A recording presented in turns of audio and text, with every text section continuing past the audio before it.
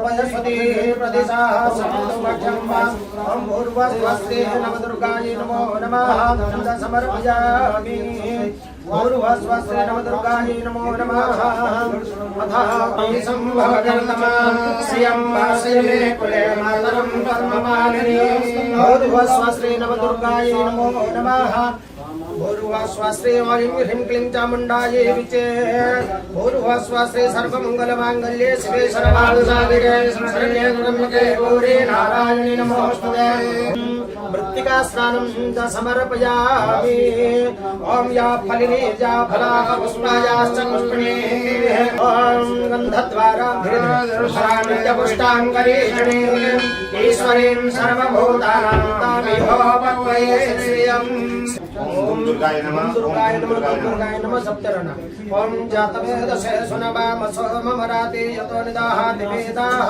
ओम विद्योत्तामसमाभवामिरभवे सन्दर्शितां भीषणां कन्यां करवालखेटविलसा दस्ताभिरासेविताम् हस्ते चक्रगदाशिखेटविशिखां शापं गुणं अर्जनीं विभ्राणामनलात्मिकां शशिधरां दुर्गां त्रिनेत्रां भजे।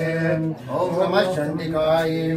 यहाँ पे हम ये बता रहे हैं कि आपके पास कोई मूर्ति है देवी की, भगवती की, और प्राचीन मूर्ति है, और अब आपने एक नई मूर्ति की स्थापना की है घर के अंदर। अभी 10 विध स्नान करके और विधिवत जो है पूजा करके इस मूर्ति को, भगवती की जो प्रतिमा है उसको जागृत किया गया है, और प्राचीन मूर्ति को हमने विसर्जन करना है। तो उसकी विधि क्या है? सबसे पहले तो आप चेक करिए कि वास्तव में जो नई मूर्ति है वो पूर्णतः जागृत है कि नहीं। तो उसको हम लेकर एंटीना से चेक करेंगे। इसको भगवती के सामने टच करा देंगे।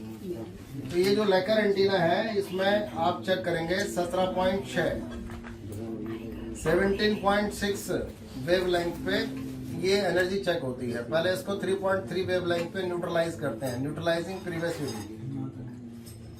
अब ये देखना है कि 17.6 पे ये डिप कर रहा है कि नहीं कर रहा है। मेरी तरफ डिप करेगा तो यस है, तो ये 17.6।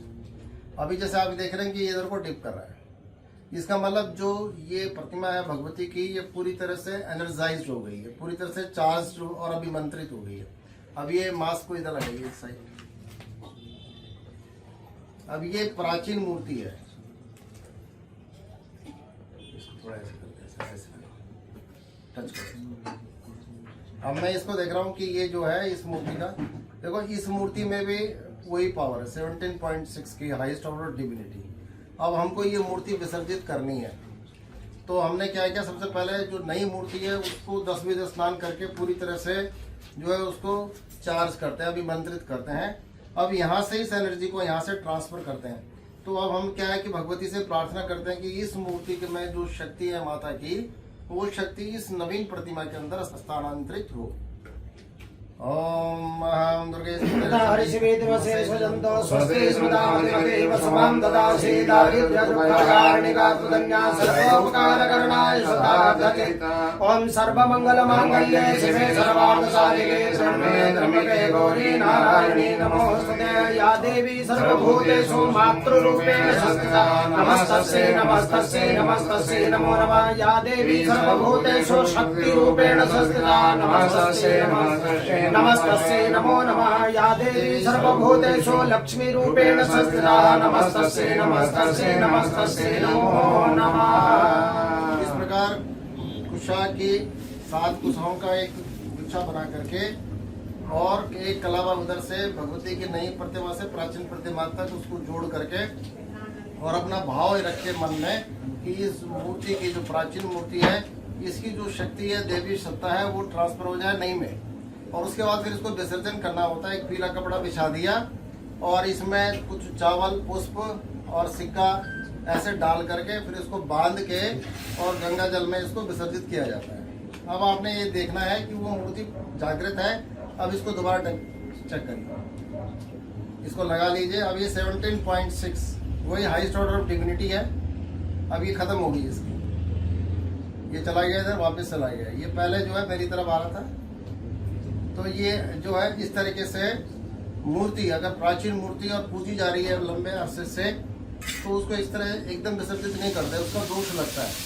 पहले उसकी जो डिवाइन एनर्जी है, देवी ऊर्जा है, जो उसमें आपने अपने भाव के द्वारा उसको प्रतिस्थापित किया हुआ था, पहले उसको आप ट्रांसफर करेंगे नए में। जब वो नई मूर्ति में ट्रांसफर हो जाती है, तब उसके बाद इसी विधि से आप इसको गंगा में विसर्जित कर सकते हैं, फिर कोई दोष नहीं लगता है। तो ये विधि होती है ऊर्जा ट्रांसफर की, ऊर्जा का को स्थानांतरित करना दूसरी मूर्ति में। ओम शांति।